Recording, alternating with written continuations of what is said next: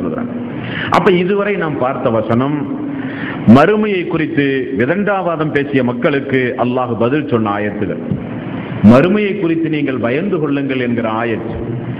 மறுமையை நம்பாவிட்டால் நீங்கள் நேர்வழியிலே நடக்கவே முடியாது, மறுமை என்பது மனித வாழ்வுக்கு அவசியமானது என்கிற ஒரு ஆயத். மறுமை என்பது நிச்சயமாக வரும். அந்த மறுமையின் பொழுது மரணித்து போன மனிதர்கள் எல்லாம் உயிர் கொடுத்து எழுப்பப்படுவார்கள் என்கிற ஆயத். அதே போல அக்கிரமக்காரர்களை அச்சமூட்டி எச்சரிக்கை செய்கிற ஆயத், வத்தகு யௌமன் துர்ஜஊன ஃபீஹி இலல்லாஹ், மறுமை நாளில் நீங்கள் அனைவரும் ஒன்று சேர்க்கப்படுவீர்கள் என்கிற ஆயத்தையும் நாம் இதுவரை கண்டோம். அன்பார்ந்த சோர்களே, இந்த உலகத்தில் அல்லாஹுவால் படைக்கப்பட்ட சூரியன், சந்திரன், இன்ன பிற எத்தனையோ கோள்கள் விண்வெளி மண்டலத்திலே சுழன்று கொண்டிருக்கிறது. இது குறித்து உச்சகட்ட ஆய்வை எல்லாம் நடத்திவிட்டார்கள். சூரியனுக்கு உள்ளே போய் பார்க்க முடியவில்லை, வெப்பமாக இருக்கிற காரணத்தினால் ஒதுக்கி வைத்து விட்டார்கள். எல்லா கோள்களையும் நெருங்கி விட்டார்கள். பனி அதிகமான கோள், மனிதன் இறங்கி ஆய்வு செய்ய முடியாத ஒரு சில விண்வெளிகள், இது குறித்து தான் மனிதன் விட்டு வைத்திருக்கிறானே தவிர விண்வெளி மண்டலத்தில் இருக்கிற ஏகதேச ஆய்வுகளை மனிதன் நடத்திவிட்டு சொல்கிறான், இது என்றைக்காவது ஒரு நாள் மிகப்பெரிய ஒரு பேர் ஆபத்தை இந்த பூமி சந்திக்க போகின்றது என்று சொல்கிறான். ஏன் அவன் ஆச்சரியப்பட்டு சொல்கிறான் என்றால், பூமி, சூரியன், சந்திரன், இன்ன பிற கோள்கள் எல்லாம் எந்த ஒரு தொடர்பும் இல்லாமல் அது தன்னைத்தானே வெறுமனே சுற்றி கொண்டிருப்பதை பார்த்து ஆச்சரியப்படுகிற விஞ்ஞானிகள் என்ன சொல்கிறார்கள் தெரியுமா? இது இடைவெளி இல்லாமல் திட்டமிட்டபடி சொல்லி வைத்தார் போல ஒன்றும் ஒன்றும் மோதாமல் நீண்ட சரியான ஒரு இடைவெளியோடு இது சுற்றி கொண்டிருக்கிறது.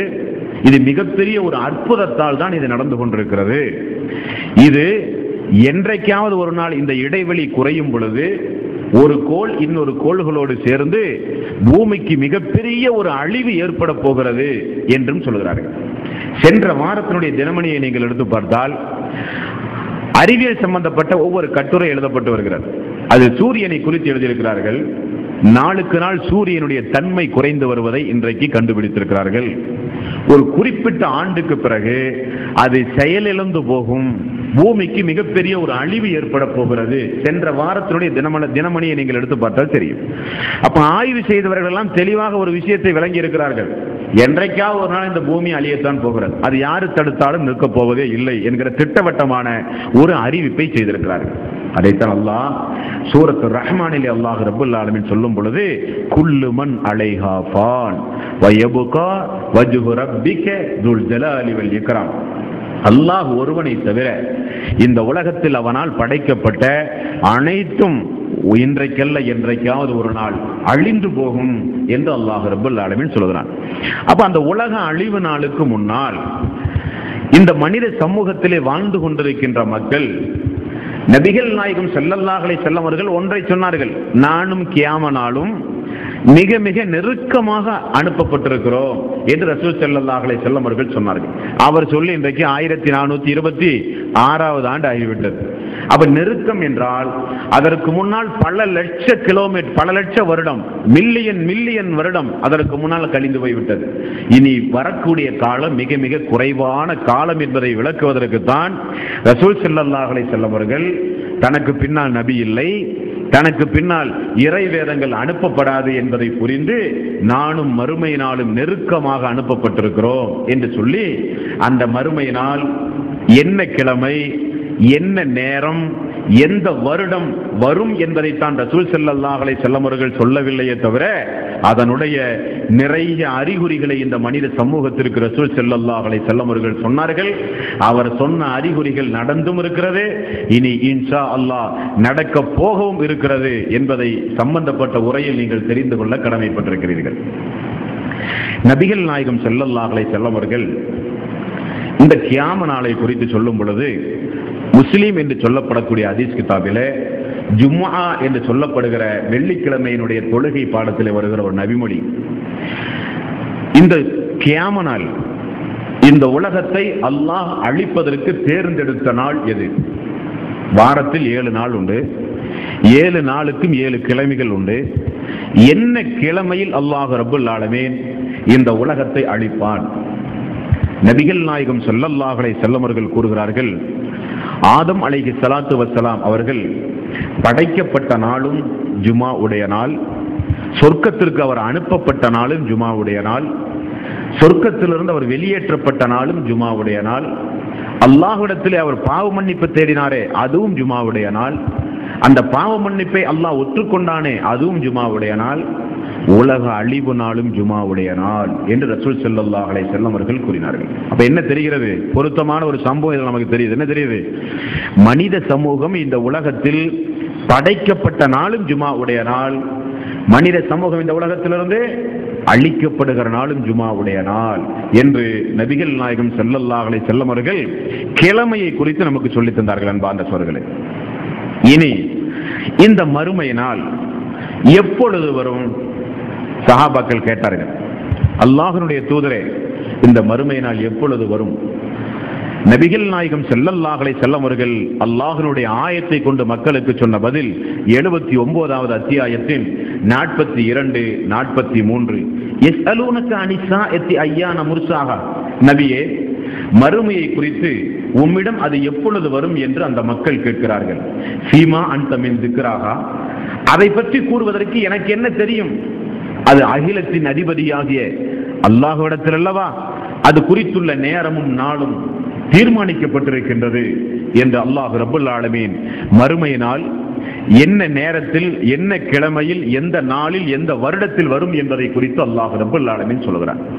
20வது அத்தியாயத்தின் 15வது வசனம்.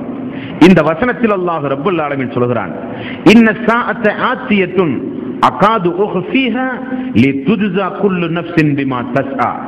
மறுமை நிச்சயமாக வரக்கூடிய ஒன்றுதான், அதில் எந்த சந்தேகமும் வேண்டாம். ஆனால் அல்லாஹ் அந்த மறுமையை குறித்து மறைத்து வைத்திருக்கிறான். அல்லாஹ் அந்த மறுமை எப்பொழுது வரும் என்பதை குறித்து அல்லாஹ் மறைத்து வைத்திருக்கிறான் என்று அல்லாஹ் ரப்பல் ஆலமீன் 20வது அத்தியாயத்தின் 15வது வசனத்தில் அல்லாஹ் கூறுகிறான். அன்பார்ந்த சகோதரர்களே, 2000 ஆண்டு உங்களுக்கு எல்லாம் நினைவு இருக்குதான். 2000 சன் டிவியினுடைய உலக செய்தியை பார்த்த மக்களுக்கு ஒரு சம்பவம் நினைவு இருக்கும். பைபிள்ல 2000 இந்த உலகம் அழிய போகிறது என்ற ஒரு மூட பழக்க வழக்கத்தை போதித்து வந்தார்கள். கிறிஸ்தவ சமூகமே அதை நம்பி இருந்தது. அப்ப இந்த 2000 ஆண்டு ஜனவரி 1 வந்த உடனே இந்த சன் டிவியினுடைய உலக செய்தியில நீங்கள் பார்த்திருக்கலாம். அந்த மூட நம்பிக்கைக்குரிய மக்கள் எல்லாம் என்ன செய்தார்கள் என்றால், பாலைவனத்திற்கு குடியேறி பாலைவனத்திலே புதர்களிலும் குழிகளிலும் தோண்டி அதற்குள் போல் அமர்ந்து கொண்டு இப்பொழுது உலகம் அழிய போகிறது, இன்றைய இரவு உலகம் அழிய போகிறது என்ற 2000 அழிய போகிறதாக பைபிள் சொல்லி இருக்கிறது. இப்படி ஒரு சமூகம் ஒரு குறிப்பிட்ட வருடம் இந்த உலகம் அழிய போகிறது என்கிற நம்பிக்கையோடு கடந்த காலத்தை கழித்ததையெல்லாம் நகைப்புக்குரிய சம்பவமாக நாம் பார்த்தோம். ஆனால் அல்லாஹ் ரப்பல் ஆலமீன் என்ன சொல்கிறான்? அந்த நாளை அல்லாஹ் மறைத்து வைத்திருக்கிறான். இனி உலகம் 2020, 2030 இனி இந்த உலகம் அழிய போகிறது என்று அல்லாஹ் ஒரு வருடத்தை தீர்மானித்திருந்தால் இந்த உலகம் இயங்கி இருக்குமா? அட இன்னும் 20 வருஷம் 30 வருஷம் பொறுத்துதான் உலகம் அழிய போகுது என்று சொல்லி எல்லா அக்கிரமத்தையும் மனிதன் செய்ய ஆரம்பிக்கும். அந்த அழிவு நாளுக்கு ஒரு வருஷத்துக்கு முன்னாடி ஹஜ்ஜுக்கு போய் ஆஜியாரா எல்லாம் திரும்பி வந்த வேலை முடிஞ்சு மனுஷன் நினைப்பான் இல்லையா? அதுவரையும் தொழுகாம எல்லா அக்கிரமங்களையும் புரிஞ்சு எல்லா அநியாயமும் புரிஞ்சு ஒரு வருஷத்துக்கு முன்னாடி 2020 2030 உலகம் அழிய போகுதுன்னா 2029 மனுஷன் திருந்தி நடக்க ஆரம்பிப்பான். அநியாயங்கள் அதிகமாகும், அக்கிரமங்கள் அதிகமாகும். ஆகவேதான் அல்லாஹ் ஒவ்வொரு மனிதனும் அந்த நாளை எதிர்பார்த்து எதிர்பார்த்து நல்ல அமல் செய்வதற்கும் தீமையிலிருந்து அவன் ஒதுங்கி வாழ்வதற்கும் அல்லாஹ் ரப்பல் ஆலமீன் அதை மறைவாக வைத்திருக்கிறான் என்று அல்லாஹ் ரப்பல் ஆலமீன் சொல்கிறான். இனி மறைவாக வைத்தாலும் அது தூரமாக இருக்கிறதா? 70வது அத்தியாயத்தின் 1 முதல் 7 வரை உள்ள வசனங்களிலே 6வது வசனத்தை நீங்கள் பார்க்க வேண்டும். நிச்சயமாக அந்த மறுமை நாள் என்பது மிக தொலைவில் இருப்பதாக மனிதர்கள் எண்ணிக்கொண்டார்கள். இன்னகும் யரவுனஹு பஈத். அந்த மறுமை மிக மிக தொலைவில் இருப்பதாக மக்கள் எண்ணிக்கொண்டார்கள். வனராஹு கரீப். நாமோ அதனை மிக மிக சமீபமாகத்தான் வைத்திருக்கிறோம் என்றும் அல்லாஹ் ரப்பல் ஆலமீன் சொல்கிறான். அந்த சமீபத்திற்கு அல்லாஹ் ரப்பல் ஆலமீன் இன்னொரு இடத்தில் ஒரு விளக்கத்தை சொல்கிறான். எந்த அளவுக்கு சமீபம்?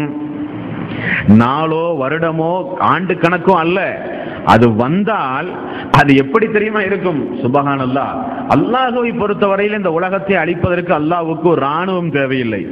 உலகம் பிரம்மாண்டமான இந்த உலகத்தை அழிப்பதற்கு அல்லாஹ் வருடத்தையும் அல்லாஹ் ரப்பல் ஆலமீன் எடுக்க மாட்டான். அழிவது என்னவோ வெள்ளிக்கிழமை ஒரு நாள். ஆனால் அது எப்படி வரும் என்பதை அல்லாஹ் ரப்பல் ஆலமீன்